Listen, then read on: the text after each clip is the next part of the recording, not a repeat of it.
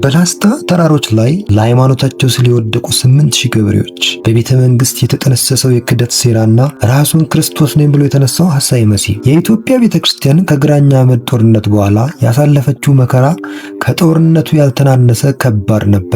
የፖርቹጋል ሚስዮናውያን በነገስታቱ ላይ የፈጠሩት ጫና ቤተክርስቲያንን ለምን ደም አስለቀሳት? ዛሬ የካቶሊክ ሚስዮናውያን ተንኮሳንና የዘመነ መሳፍንትን ጨለማ የታሪክ ገጾች በዝርዝር እንፈትሻለን።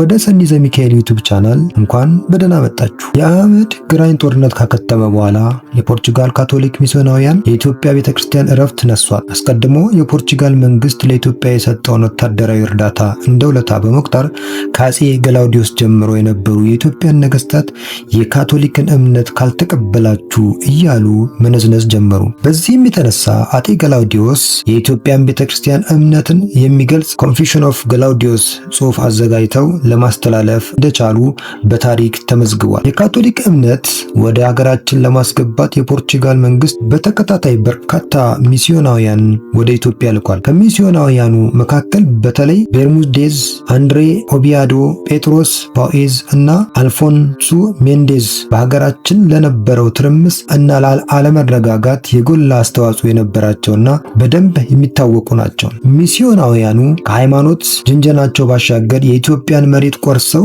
ለፖርቹጋል መንግስት ለመስጠት ብዙ ጥረት አድርገዋል። ወደ ኢትዮጵያ የሚላኩ ሚስዮናውያን አስቀድሞ ለሀገሪቱ ባህልና ቋንቋ ለማስተማር በሚል መንፈስ የኢትዮጵኛ ኮሌጅ በማለት በቫቲካን ትምህርት ቤት እስከ ማቋቋም ደርሰዋል። እነዚህ ሚስዮናውያን በየቦታው በሆነ ባልሆነው የሃይማኖት ክርክር እንዲነሳ በማድረግ በነገስታቱ ላይ የስም ጥፋት ዘመቻ በመክፈት ከሙስሊሞች ጋር ሳይቀር በመመሳጠር ነገስታትን ለመግደል በማሴር የኢትዮጵያን ቤተክርስቲያን ካህናት በመንቀፍና በማቃለል እንዲሁም በቤተክርስቲያን የተለመዱ ባህላዊ እሴቶችን በማንቋሸሽ በሀገራችን ሰላምና መረጋጋት እንዳይኖር ብዙ ጥረት አድርገዋል። ሚስዮናውያኑ ለብዙ ዓመታት ኢትዮጵያን ወደ ካቶሊክነት ለመቀየር ብዙ ጥረት ቢያደርጉም የተሳካላቸው ግን በሱስንዮስ ዘመነ መንግስት ነበር። ከዚህ በፊት ከአንዳንድ ሁኔታዎች አንጻር አፄ ዘድንግል ካቶሊክ ሆነዋል ተብለው ውስጥ ለውስጥ ቢታሙም በአፄ ሱስንዮስ ዘመን ግን ሁሉም ነገር በግልጽና በይፋ ታወጀ።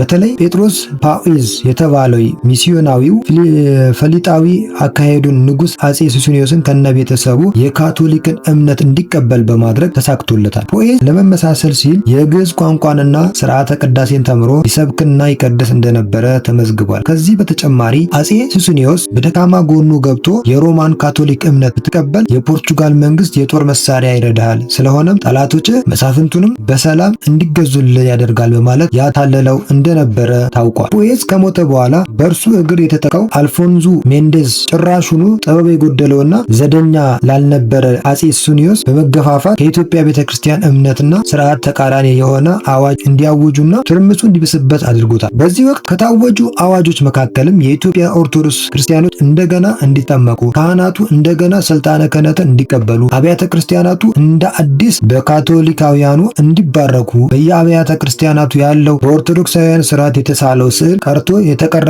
ምስል እንዲቆም፣ የሮማውያን የቅዳሴ ስርዓትና የጾም መቁጠሪያ በኢትዮጵያ ተግባራዊ እንዲሆን፣ በረቡዕና አርብ ፈንታ ቅዳሜ እንዲጾም፣ ቀዳሚ ሰንበት እንዲሻርና የመሳሰሉት የሚሉት ይገኙበታል። ይህ አዋጅ በመቃወም በጊዜው የነበሩት አቡነ ስምዖን የተባሉ ጳጳስ ጨምሮ በርካታ ኢትዮጵያውያን ለእምነታቸው ሲሉ በጦርነት ተዋግተው ሞተዋል። በዚሁ ምክንያት በላስታ አካባቢ ብቻ ወደ 8000 ገበሬዎች ለሃይማኖታቸው ሲሉ ሕይወታቸውን እንዳለፈ ተመዝግቧል። በተቃውሞ የተናደዱ ሚስዮናውያን ይብስ ብለው የኢትዮጵያውያን ቅዱሳን አጽም ካረፈበት እያወጡ ያቃጥሉ እንደነበረ፣ በኦርቶዶክሳውያኑ ላይ ጭካኔ የተሞላበት ስቃይ ያደረሱባቸው እንደነበረ ታውቋል። በዚሁ የመከራ ዘመን ታላቅ ተጋድሎ ካደረጉት ቅዱሳን መካከል ወለተ ጴጥሮስ በዋናነት ትጠቀሳለች። ይህች ቅድስት እናት ስዕለ ክርስቶስ የተባለ የአፄ ሱስንዮስን ወንድም እና የጦር አበጋዝ ሚስት የነበረች ቢሆንም ታወጀው የካቶሊክ እምነት አልቀበልም በማለቷ ምክንያት ከቤተሰቦቿ ተለይታ ብዙ ተጋድሎ ማድረጓ እና ወደ ገዳም ገብታ ቀሪ ሕይወቷን በምንኩስናና በቅድስና እንዳሳለፈች ተመዝግቧል። በዚሁ ዘመን ላይ ከተነሱት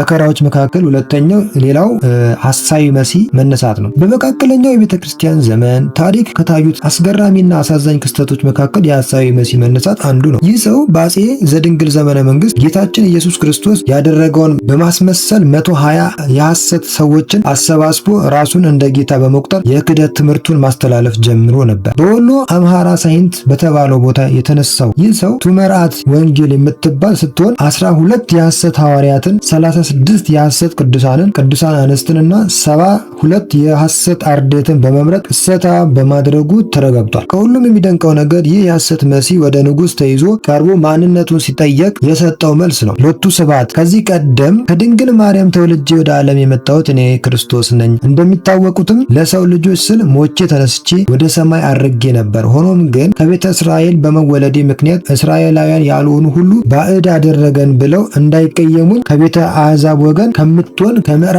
ወንጌል ዳግመኛ ተወለድኩ በማለት በድፍረት በመናገሩ ንጉሡ ሰይጣን በሰው እያደረ ይጫወትብናል ብለው በሰይፍ እንዲቀጣ እንዳስደረጉ ተጽፏል። ሌላው በዚሁ ዘመን ላይ በመጨረሻ የምንመለከተው ፈተና የዘመነ መሳፍንት መከፋፈል ነው። ዘመነ መሳፍንት ሀገራችን በታሪክ ካሳለፈቻቸው የጨለማ ዘመናት አንዱ ነው። ይህ ዘመን በመሳፍንቱ መከፋፈል በሀገራችን ብሔራዊና የአንድነት ስሜትን የተዳከመበት ነበረ። በዚህ ዘመን ለይስሙላ የሚነግሱ ነገስታት ቢሆኑም ሀገሪቷን በመከፋፈል የሚያስተዳድሯት ግን መሳፍንቱ ነበሩ። በመሳፍንቱ መካከል የነበረው እርስ በርስ ጦርነት ሀገራችን ለበርካታ ዘመናት የሁከትና የትርምስ ምድር አድርጓታል። የዘመነ መሳፍንቱ መከፋፈል የኢትዮጵያ ቤተክርስቲያን በብዙ መንገድ ጎድቷታል። በርካታ ሚስዮናውያን ወደ ሀገራችን በመግባት በሀገራችን የሃይማኖት ልዩነት እንዲስፋፋና የክህደት ትምህርታቸውን እንዲያሰራጩ እድሉን አግኝተዋል። ከአህመድ ግራኝ ጦርነት በኋላ የእስልምና በኢትዮጵያ በተለይ በሰሜኑ የሀገራችን ክፍል በጣም የተስፋፋውም በዘመነ መሳፍንት ነው። በዚሁ ዘመነ የኢትዮጵያ ክርስቲያን በርካታ ንዋያተ ቅዱሳትንም አጥታለች። በተመሳሳይ መልኩ በደቡብና ምዕራብ የሀገራችን ክፍል የነበሩ በርካታ ክርስቲያኖች ለዘመናት የሚያስተምርና ሚስጥራተ ቤተክርስቲያን የሚፈጽም ካህን ባለማግኘታቸው ጠፍተው ከርመው ከብዙ ዓመታት በኋላ የክርስትና እምነታቸውን ረስተው ወደ እስልምና ወደ አረማዊነት ሊቀየሩ ችለዋል። በዘመነ መሳፍንቱ ክፍፍል በተፈጠረ ክፍተት ምክንያት የኢትዮጵያ ቤተክርስቲያን በኢየሩሳሌም ከነበራት በርካታ ቦታዎች ብዙዎቹን በሌሎች ተቀምጣለች። በዚህ ዘመን ኢትዮጵያ ክርስቲያኖች በየዓመቱ ለትንሣኤ በዓል ወደ ኢየሩሳሌም ያደርጉት የነበረውን ጉዞ በማቋረጣቸው እዛ የነበሩት መነኮሳት በችግርና በረሃብ በማለቃቸውና በመሳሰሉት ምክንያቶች የኢትዮጵያ ይዞታ ጠፋ። በዚህም የተነሳ ባለቤት በመጥፋቱ በሌሎች በተለይም በግሪኮች በአርመኖችና በሌሎች እንደተወሰዱባት ይታወቃል። የዘመነ መሳፍንት ትርምስ እንዲባባስ ያደረገው ሌላው ነገር ቅባትና ጸጋ የሚባሉ ተመሳሳይ የሆኑ የእምነት አይነቶች በመፈጠራቸው በእነዚህ ሁለት ተመሳሳይ እምነቶች ምክንያት ከተዋህዶ ሊቃውንት ጋር በርካታ ክርክሮች እንደተደረጉና የኢትዮጵያ ቤተክርስቲያን ችግር መፍትሄ ያገኘውና ረጋ ያለው በአፄ ዮሐንስ አራተኛ ዘመነ መንግስት መሆኑ ይታወቃል። አዎ የቤተክርስቲያን ታሪክ የመከራ ብቻ ሳይሆን የጽናትም ታሪክ ነው። ከሚስዮናውያን የትንኮሳ ዘመን እስከ ዘመነ መሳፍንት ክፍፍል ድረስ ያየናቸው ክስተቶች ያለፈው ትውልድ ለዛሬው ማንነታችን የከፈለው ዋጋ የሚያሳይ ነው። የታሪክ ጠባሳዎችን ማወቃችን ለዛሬው የአንድነታችን ብርታት ነው። የነገው ጉዟችን ደግሞ መብራት ይሆናል። ስለተከታተላችሁን ከልብ እናመሰግናለን። ይህ ታሪክ ለሌሎች እንዲደርስ ቪዲዮን ላይክ፣ ሼር ማድረጋችሁን አትርሱ። በሚቀጥለው የታሪክ ዝግጅታችን እስከምንገናኝ የሀገራችንን የቤተክርስቲያናችንን ታሪክ እያወቅን በሰላም እንቆይ።